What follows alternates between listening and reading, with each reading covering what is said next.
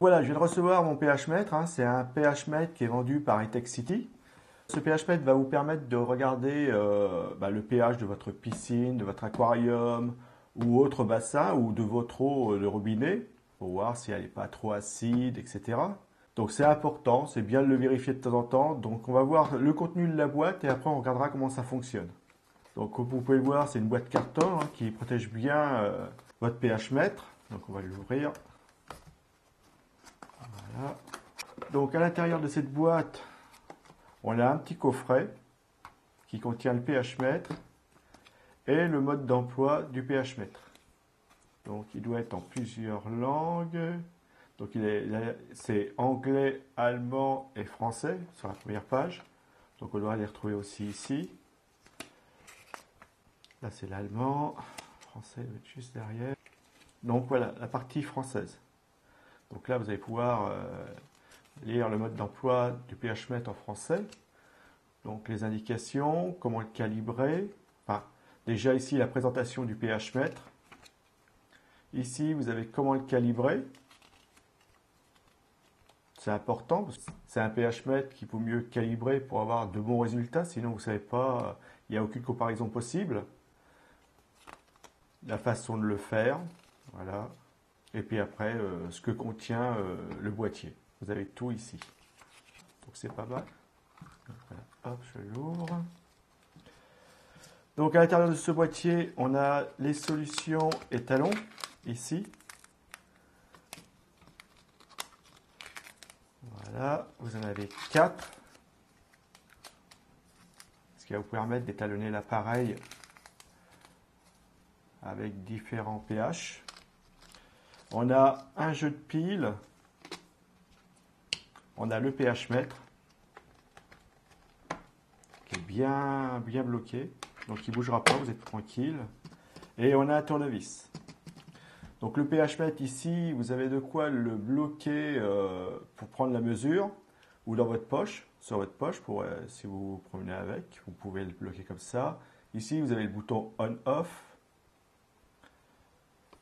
Là, vous avez une petite vis de réglage qui va vous permettre d'affiner les résultats par rapport à la solution étalon. Là, c'est le bouchon de protection et ici, vous avez la partie qui va analyser votre pH. Donc, c'est la partie que vous allez tremper dans l'eau. Vous la trempez jusqu'à ce niveau-là. En fin de compte, la limite, c'est le bouchon. Il ne faut pas aller au-delà, parce que ça ne sert à rien. Et après, il y a tout ce qui est électronique. C'est pas fait pour être plongé dans l'eau en entier. Il y a bien la limite, elle est ici la limite. Mais sur la documentation, on vous explique ça très bien. Et là, vous avez un écran cristaux liquide qui va vous donner les valeurs, les résultats de votre mesure. En dessous, ici, vous avez l'endroit où vous pouvez mettre des piles. Voilà, ici. Donc, il y a déjà un jeu dans l'appareil et vous avez un jeu qui est fourni en plus. Donc, c'est très bien. Et puis, pour le mettre en route, voilà. Là, il est en route, il est prêt à faire une mesure. Donc, écoutez, on va faire les mesures pour voir si ça fonctionne bien. Je vais prendre 2 solutions étalons, je vais mettre des verres, enfin, je vais me débrouiller. De l'eau distillée, comme il est demandé dans la documentation ici. Voilà, ici. Il vous faut 250 ml d'eau distillée à température ambiante. Donc là, c'est le cas. On va les mettre à température ambiante et je vais attendre. Et après, rouge et vert, il y a les valeurs. Donc vous faites le mélange avec la poudre. Vous laissez un petit peu reposer et après, on va faire nos mesures. Enfin, c'est expliqué, on va suivre ça. Donc voilà, je vous dis à tout de suite le temps de préparer tout ça. Pour vous, ça sera immédiatement. Donc voilà, j'ai tout préparé. Donc j'ai mis ici 2 verres avec 250 ml d'eau déminéralisée, comme c'est demandé. Ici, c'est 2 verres pour faire le transfert. Parce que comme vous pouvez le voir, si je mets dedans, ça va aller plus loin. Là, je vais essayer de mettre juste suffisamment d'eau. Et là, c'est pour que le pH mètre puisse se mettre à température, enfin tremper dans de l'eau, on va dire neutre. Donc voilà, hop, je vais déjà faire ça. Voilà. Et donc je le mets dans l'eau. Voilà. Sans plus. Donc après, je vais mélanger les poudres. Donc là, on le fait ensemble, hein. Voilà, je vais laisser les étiquettes devant, hein. Voilà, ici. Donc ça, c'est le pH de 6,86. Et là, c'est le pH de 4. Donc, vous voyez, les sachets sont faciles à ouvrir, hein. Donc, d'après ce que j'ai vu, si vous ne l'utilisez pas pendant longtemps, il est plutôt indiqué de le recalibrer, donc le réétalonner.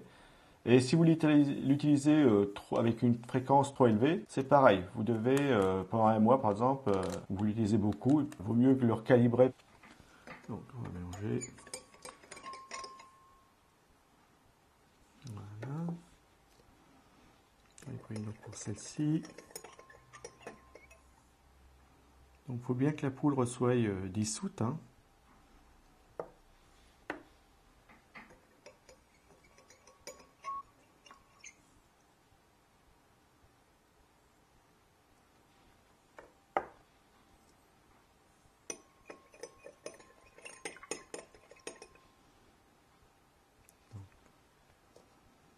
Voilà. Donc, il faut attendre 10 minutes, hein. Donc, on ne les a pas encore.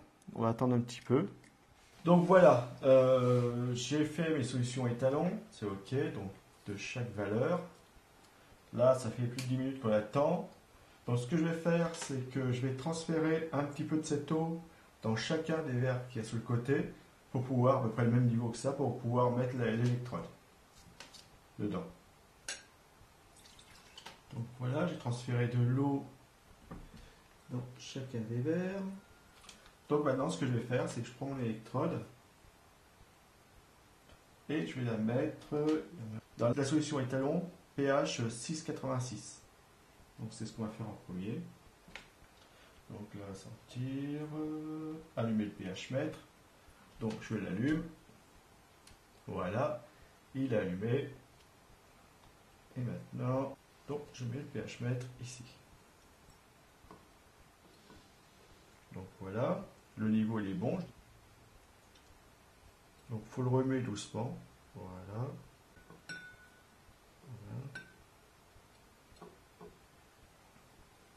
Donc là j'ai une valeur de 7,05. Donc on n'est pas à 6,86, hein. Donc ce que je vais faire, c'est comme ils disent là, de tourner la vis de calibration. Donc j'ai le petit tournevis fait pour. Je vais le mettre ici.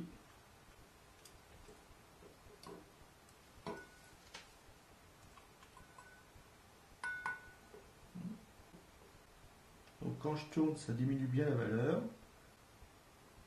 Donc voilà. Donc là, j'ai ma valeur, elle est à 6,85. Alors on va remuer. Peut-être que j'ai fait un petit peu trop. On va attendre que ça stabilise. Donc vous voyez, ça a bougé. Là je suis à 6. Là je suis à 6,83. Donc je vais faire un petit peu.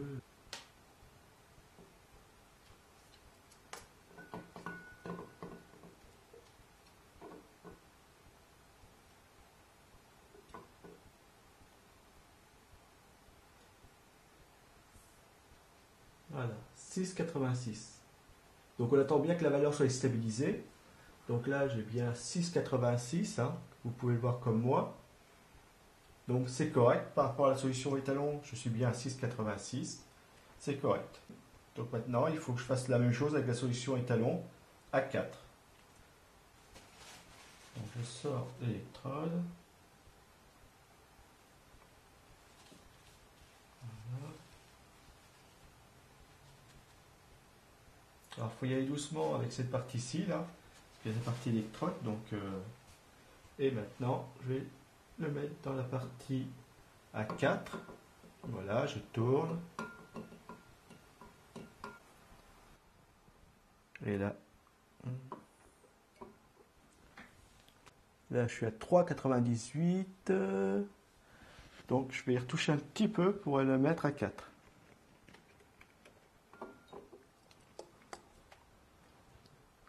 Donc voilà, j'ai étalonné l'appareil comme il était demandé dans le mode d'emploi, avec les deux solutions étalons, 6,86 et 4. Donc je l'ai fait, et maintenant mon appareil il est prêt à aller faire des mesures. Donc c'est un appareil qui est facile à régler, qui est facile à utiliser, qui est assez pratique, hein.